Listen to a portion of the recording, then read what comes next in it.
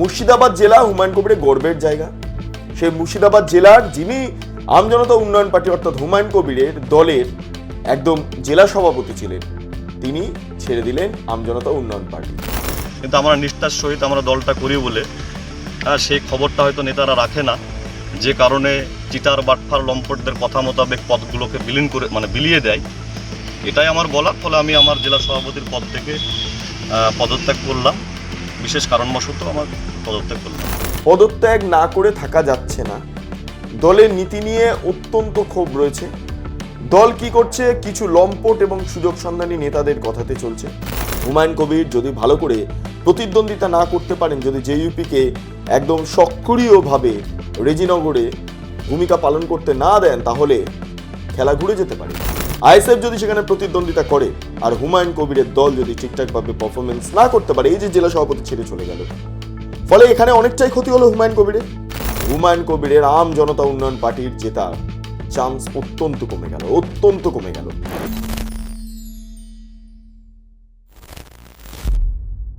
হুমায়ুন কবিরের দল আম জনতা উন্নয়ন পার্টি ভেঙে যাচ্ছে। অবশেষে এই দলটারও অবস্থা তৃণমূল কংগ্রেসের মতো হতে চলেছে। তবে তৃণমূল কংগ্রেস 15 বছর চালিয়েছে, এই হুমায়ুন কবির 1 বছরও দল চালাতে পারবেন কিনা সেটা সন্দেহ রয়েছে। সেই কারণে তিনি মমতা বন্দ্যোপাধ্যায়ের সঙ্গে যোগাযোগ করতে শুরু করেছেন, যেটা এখনো পর্যন্ত খবর মিলছে। মমতা বন্দ্যোপাধ্যায়ের কাছে বলেছেন, দিদি আমায় ক্ষমা করে দিন, আমি একটু বাড়তি সতর্ক হয়ে গিয়েছিলাম এবং ভাইপো নীতির জন্যই এই কাণ্ড, সেই কারণে আমাকে দল থেকে বেরিয়ে গিয়ে আমার নিজের দল প্রতিষ্ঠা করতে হয়েছিল, কিন্তু আপনাকে কোনোভাবে মালাইন করা আমার উদ্দেশ্য ছিল না। এটা মূলত হুমায়ুন কবির ফোনের মাধ্যমে মমতা বন্দ্যোপাধ্যায়কে বলছেন।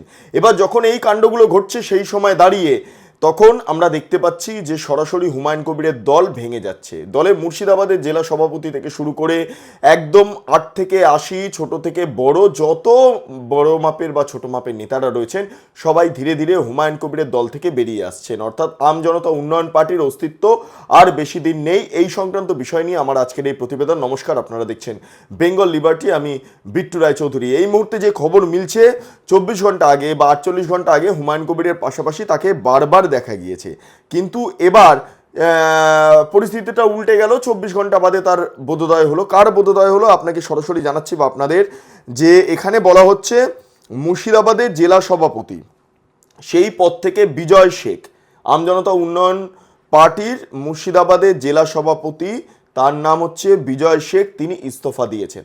বিজয় শেখ দাবি করছেন দলের অভ্যন্তরে কিছু লম্পট সুযোগ সন্ধানীরাই প্রাধান্য পাচ্ছে। যারা খেটে খাওয়া রাজনৈতিক ব্যক্তিত্বরা এই দলের জন্য প্রাণ দিতে প্রস্তুত ছিলেন, তাদেরকে কোনোভাবে কিছু ভাবে দেখা হচ্ছে না।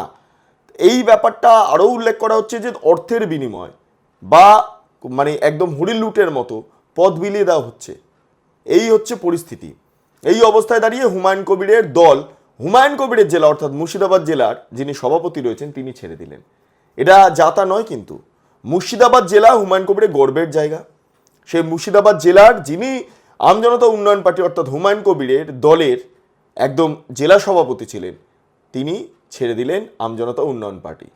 এবার জানা যাচ্ছে না যে তিনি কোথায় যুক্ত হবেন। রাজনীতি তো ছাড়ছেন না, কোথায় যুক্ত হবেন, কোথায় যাবেন, কোথায় গিয়ে পরবর্তী রাজনৈতিক রণকৌশল অবলম্বন করবেন, সেটা আমরা জানছি না। তবে এইটা অভিযোগটা তিনি তুলছেন যে দলের অভ্যন্তরে পদ পাইয়ে দেওয়া, হরিণ লুটের মতো পদ বিলোনো, অর্থের বিনিময়, তারপর সুযোগ সন্ধানী কিছু লোকজন, তারা দাপট বাড়াচ্ছে। দলের অভ্যন্তরে যারা খেটে খাওয়া মানুষ বা খেটে খাওয়া নেতা, তাদেরকে সম্মান দেওয়া হচ্ছে না। এই সমস্ত কারণ দেখিয়ে ভিডিও বার্তা প্রকাশ করে তিনি পদ থেকে ইস্তফা দিয়েছেন। সরাসরি তিনি কি বলেছেন একবার শুনে নিন। আমরা হরিয়ারপাড়া ব্লকে যেভাবে নিষ্ঠার সহিত দলটাকে আমরা গুছিয়ে তুলেছিলাম, সেই পারপাসে 68,655 ভোটও হয়েছিল। তো বিশেষ কারণবশত আমি জেলা সভাপতির পদ থেকে পদত্যাগ করছি। আপনাদের সাংবাদিকদের মাধ্যমে আমি জানিয়ে দিলাম, আগামীকালকে আমি লিখিতভাবে পদত্যাগ করব। তবে নেতাদের কাছে আমাদের এই জায়গাটায় খুব কষ্ট লাগে, যারা প্রকৃত রাজনীতিটা করে, যারা সংগঠনটা বোঝে, যারা মার্কেট থেকে টাকা তোলে না, তাদের মতো যদি আমরা হতাম, হয়তো আমরা রাজনীতিতে আরও সম্মান পেতাম। কিন্তু আমরা নিষ্ঠার সহিত আমরা দলটা করি বলে সেই খবরটা হয়তো নেতারা রাখে না, যে কারণে চিটার বাটফার লম্পটদের কথা মোতাবেক পদগুলোকে বিলিয়ে দেয়। এটাই আমার বলার। ফলে আমি আমার জেলা সভাপতির পদ থেকে পদত্যাগ করলাম। বিশেষ কারণবশত আমার পদত্যাগ করলাম। এবং আমি রাজনীতিতে ছাড়নেওয়ালা লোক না, যেমন যে আক্রমণ করবে আগামী দিন প্রমাণ সহিত সে আক্রমণের জবাব আমি দেওয়ার অপেক্ষায় রইলাম। আপনারা শুনলেন বিজয় শেখের বক্তব্য। কি হচ্ছে বলা হচ্ছে যে এই সামনে আবার রেজিনগরে ইলেকশন আছে, সেই ইলেকশনের আগে বিজয় শেখের বেরিয়ে যাওয়াটা হুমায়ুন কবিরের একটা চাপ, ঘরের অভ্যন্তরে চাপ আর বাইরে তো পুলিশের চাপ। রেজিনগর থানাতে তিনি গিয়েছিলেন, কিন্তু শক্তিপুর থানাতে তিনি যাননি। বলেছেন থানা ঘেরাও হবে, থানা ভাঙচুর হবে, এমন সব বক্তব্য, জেল ভরো আন্দোলন কর্মসূচি, এই সমস্ত কর্মসূচির ডাক দিয়েছেন হুমায়ুন কবির। যদিও ফুটো বেলুন মানে হাওয়া বেরিয়ে যাচ্ছে, সেটা বোঝা যাচ্ছে ক্রমে হুমায়ুন কবিরের বক্তব্য থেকে করে সমস্ত কিছু বোঝা যাচ্ছে। এবার কি কেসটা হয়েছে এবার আপনাদের জানাচ্ছি। এখানে বলছেন বিজয় শেখ যে একটা অনভিপ্রেত পরিস্থিতি এখানে তৈরি হচ্ছে, পদত্যাগ না করে থাকা যাচ্ছে না, দলের নীতি নিয়ে অত্যন্ত ক্ষোভ রয়েছে, দল কি করছে কিছু লম্পট এবং সুযোগ সন্ধানী নেতাদের কথাতে চলছে, খেয়াল খুশি মতো পদ বিলিয়ে দেওয়া হচ্ছে। এই হচ্ছে বিজয় শেখের বক্তব্য। আচ্ছা বেশ, এবার বিজয় শেখ তো চলে গেলেন, এবার হুমায়ুন কবির মুর্শিদাবাদ সামলাবেন কি করে? হুমায়ুন কবিরের মুর্শিদাবাদ সামলাতে গিয়ে কিন্তু অনেকটা প্রবলেম ফেস করতে হতে পারে, কারণ সামনে নির্বাচন রেজিনগর, সেখানে নিজের ছেলেকে প্রতিদ্বন্দ্বিতা করানোর জন্য আমজনতা উন্নয়ন পার্টির তরফে দাঁড় করাচ্ছেন হুমায়ুন কবির। নিজের ছেলে দাঁড়াবেন। রেজিনগর থেকে হুমায়ুন কবির ইস্তফা দিয়েছেন, তিনি আপাতত নওদার বিধায়ক, ফলে জায়গাটা ফাঁকা। এবার দেখুন, এবার হুমায়ুন কবির যে মন্তব্য করেছিলেন যে সেটা ভেঙে দেবো ইত্যাদি ইত্যাদি, সে মন্তব্যটা একবার শুনে নিন।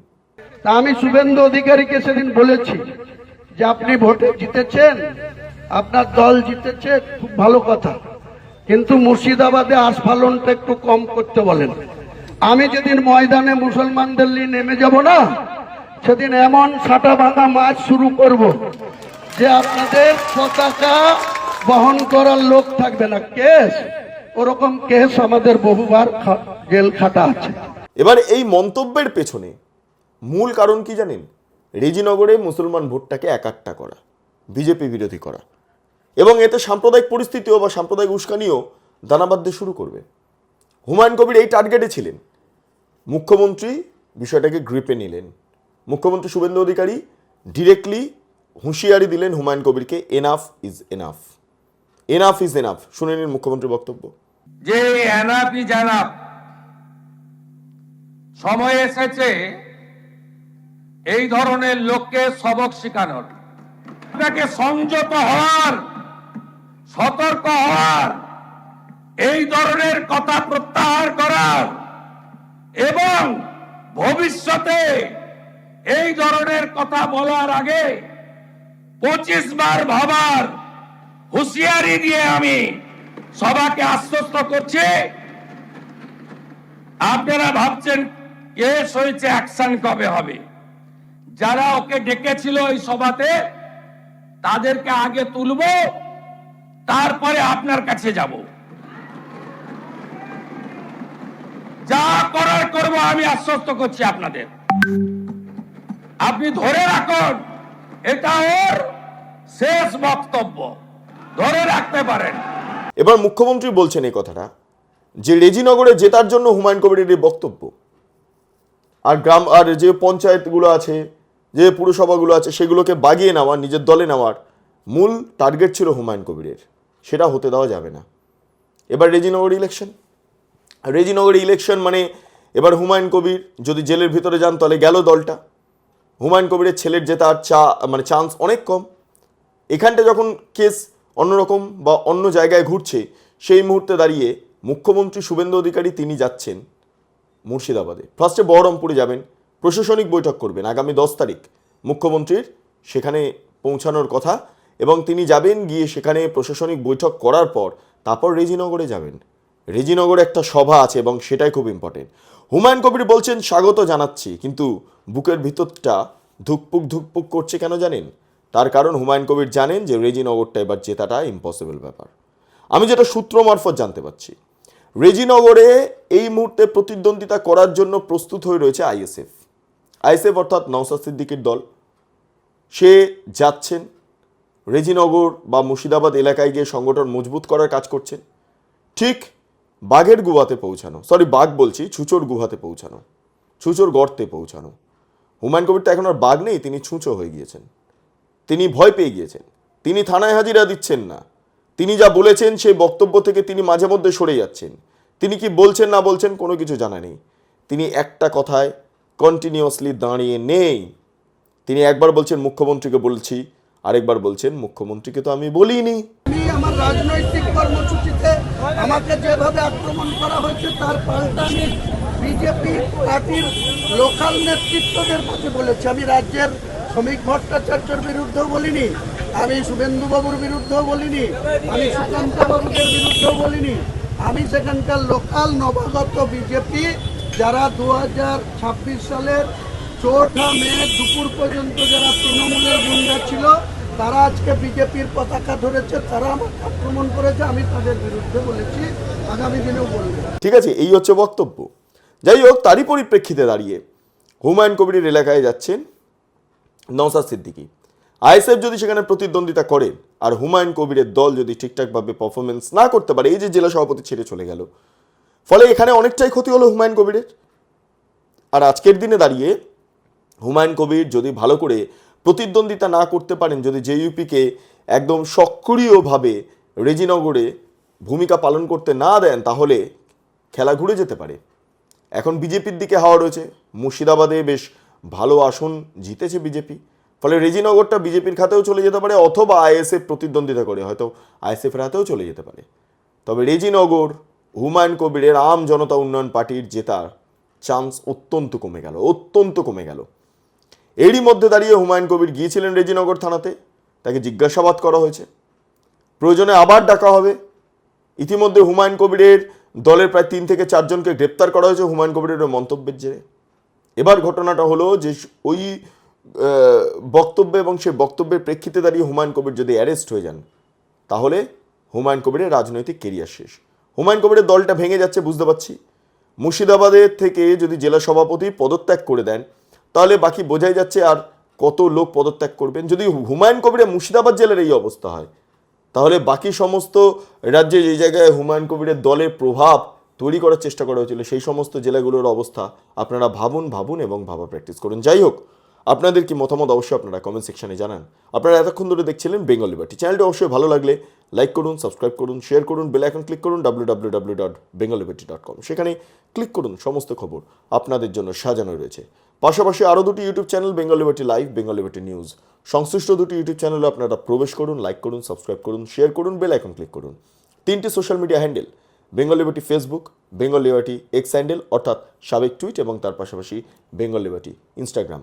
সেখানে আপনারা ভিজিট করুন, ভাবুন, ভাবা প্র্যাকটিস করুন, স্বাধীন, কাঁচেহীন এবং গেরিলা সাংবাদিকতার পাশে দাঁড়ান।